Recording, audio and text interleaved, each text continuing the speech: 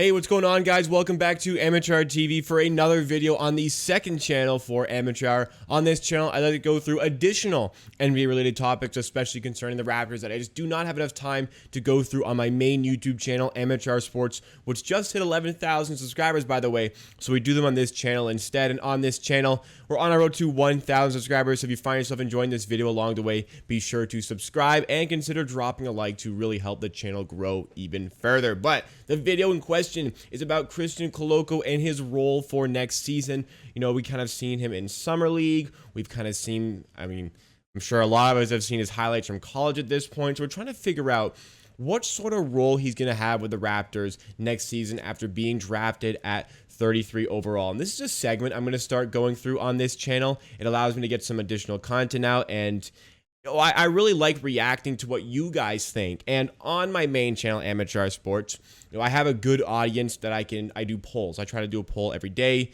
end up doing about 5 a week. I love hearing your guys' opinions on various basketball-related matters. And I did ask, what will Christian Koloko's role be with the Raptors next season? It got 5.7K votes, so a very good spread of votes to really see what people think. And what I want to do with this kind of stuff is, this is a great idea brought up in my Twitch chat by a user DWiz. Also, the first guy I heard giving Christian Koloko props before the draft, that was a guy who wanted so bad. So shout out to him for coming up with this video idea. But I want to react to the way you guys perceive this team and the players with the polls that I ask on Amateur Sports. That's exactly what we're going to do in today's video. So here is the poll in question. It was 10 days ago. We've seen Summer League now, and I think it's fair to say we kind of know a little bit about what we expect him to be next season. And here are the results of the poll. I will also mention that typically these polls are very biased towards the Raptors, especially if it's like Raptors versus somebody else. Like if I made a poll, who will win the NBA championship next season, Raptors would win that by a fair amount. I'm sure of it. But this type of question where it's more related to just the Raptors, you won't get as much bias, but you will get like 7% who think he's a starting center. And obviously, like, I'm going to take it with a grain of salt. I don't actually believe 7% think he's going to be a starter. Maybe they do. I'm not sure. Maybe they do. But the biggest answer was a backup center for the team. Now, how I perceive a team when I think of where they're going to fit in the team. So obviously starting five is a starting five. That's a starter. Backup to me is either 6 to 9 in the rotation, or 6 to 10, because I guess you want 5 guys on the bench.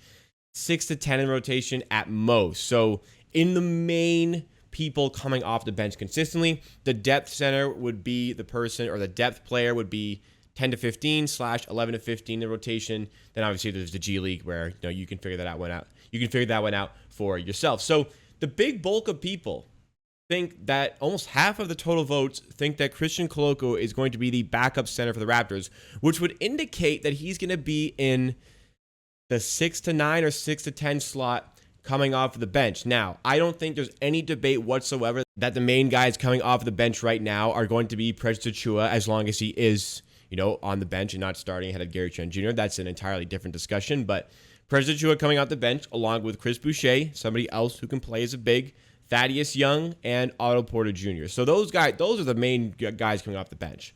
Like, I really will, obviously you're entitled to your own opinion. I really won't entertain a discussion where any of those 4 guys are not getting consistent minutes. Like, I just cannot see that happening at all unless Thaddeus Young falls off a cliff in his old age. Hypothetically, not. Well, mostly hypothetically, if Thaddeus Young falls off a cliff, you know what I mean? And that would, I guess, put Christian Koloko as like the 10th guy there. But I mean, the Raptors don't start with a center. They're going to bring in Achua, who we'll consider a center. They're going to bring in Boucher, who we also would consider a center a lot of the time.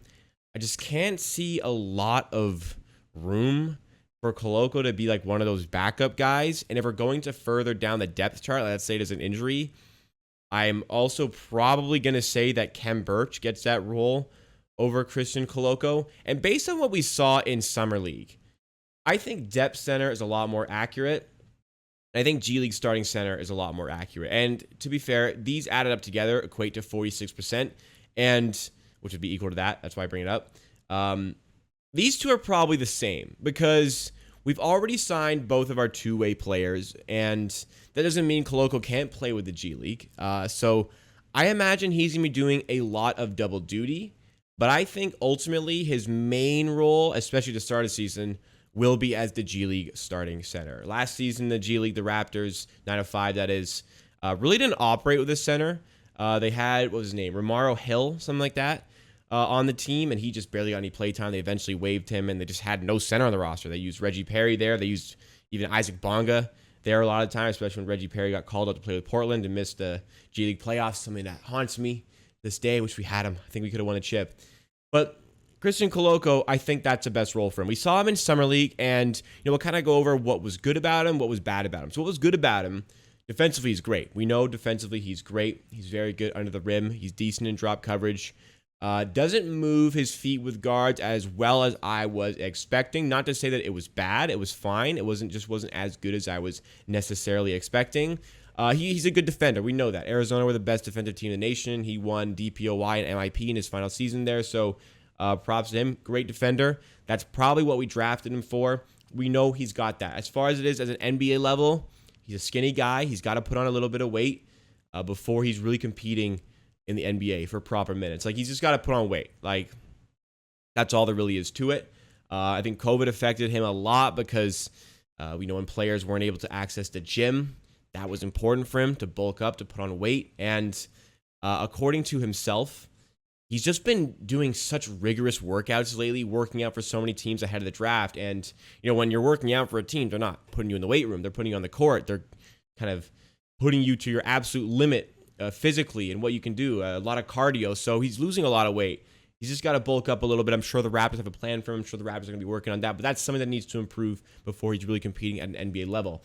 Offensively is where things got a little bit for Koloko. So the jump shooting, I would say, was better than expected. He actually was willing to take threes. Not that it was great, but it was like, okay, he's willing.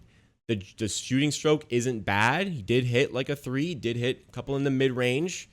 Good signs in that regard. At the rim, throwing down some lobs. He was dunking the ball. But if he wasn't dunking the ball, oh boy. If he wasn't dunking the ball, he wasn't scoring. Like, he was seriously struggling to put it like off the glass. He's struggling to kind of float it in. Like literally, if he wasn't dunking, he wasn't scoring. That's not really an exaggeration. From what I saw, that was the case. And that's something that definitely needs to improve. Maybe that's not his game, and maybe he's used to playing with maybe better teammates in the sense that, like, compared to their competition, playing for Arizona, these are guys that are going to set him up for those easy opportunities, which wasn't really forthcoming in the G League, in Summer League, just because maybe the player personnel wasn't there to make that happen. But that's another thing that needs to improve. These are things that can be worked on 100%, but I don't think they're just going to come over the course of a summer season. So I believe that he needs to work on these things. And what better place to work on them than with the development program, the Raptors 905. I think it'd be great for him to be the starting center in the G League, do a lot of double duty practice with both teams when he can, because the Raptors profit from having the 905 close to home. I mean, you've got the OVO Athletic Center, just a little bit beyond Lakeshore. When you take the 401 at least, driving from where the Raptors 905 play, Paramount Fine Food Center to the OVO Athletic Center, like that's a 25-minute drive. I mean, sometimes 401 traffic can be absolutely hellish, so maybe you're going up to an hour, but like you're averaging about 30 minutes to go from destination to destination there. So completely feasible for him to get minutes with the Raptors 905. Completely feasible for him to also, just get some experience at an NBA level.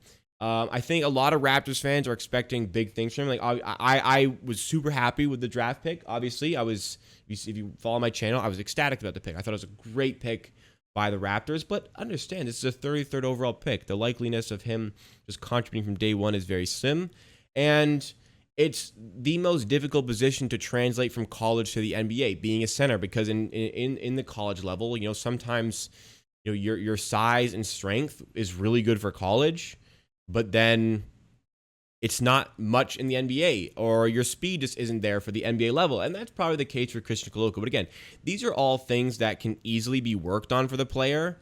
And I expect him to, be able to work on these things and get them better, but it's not going to happen right away. He needs a little bit of time, and that's completely fine. The Raptors 905 have a great track record of developing players. They've done so with Boucher, who was a G League MVP. They've done so with Siakam, who was a G League Finals MVP. They've done so with Van Vliet. They've done so with Norman Powell. Probably a whole host of other names who have come through the 905 system and had successful NBA careers. So we're going to be patient here. I encourage you to be patient as well. As far as this poll goes, seriously can't see him being a backup center. To each its own, though. That's completely your opinion. I respect it 100%. But in my opinion, he's both of these. I think in hindsight, I probably should have separated because these are similar. He can do both. I think he's in between these two. I think that's a completely fair assessment for how good Christian Koloko is. That shouldn't be a hot take. That should be a reasonable take. That's not even that's when you go get a burrito and you get no hot sauce. There's just no heat to that take. Not a lot of taste to that. So you don't even have to worry about it. Anyways, if you don't get hot sauce, what are you doing? You don't like flavor? Thank you so much for watching this video on Amateur Hour TV. This is the second channel for the Amateur Hour production studio, whatever you want to call it. It's just my second channel. I'm all over Amateur Hour except for clips. That's my editor, Adam. But Amateur Hour Sports just hit 11,000 subscribers. Go subscribe there for more professionally and probably better done videos than this. This is just my second channel, Amateur Hour TV, where I just want to document more of my thoughts on basketball-related matters. I'm going to be doing more of these videos where we react to polls, where you guys, the viewers, have a say in various Raptors-related, NBA-related matters. So I thought this was entertaining. Make sure to see more videos like this. You subscribe to this channel and consider liking. When you like the video, lets YouTube know that people with similar interests to you may also enjoy the video. Therefore, it's recommended to more people. It takes you a second. Look, you just roll and click. It takes you a second to like the video. Helps me out a ton. You want to support the brand. You want to support me. You can go that extra mile, but only if you enjoy the video. Don't just do it for the sake of it. Do it because you enjoy the video and you want to spread the good news of the channel. And I'll see you again next time for another video on Amateur Hour TV.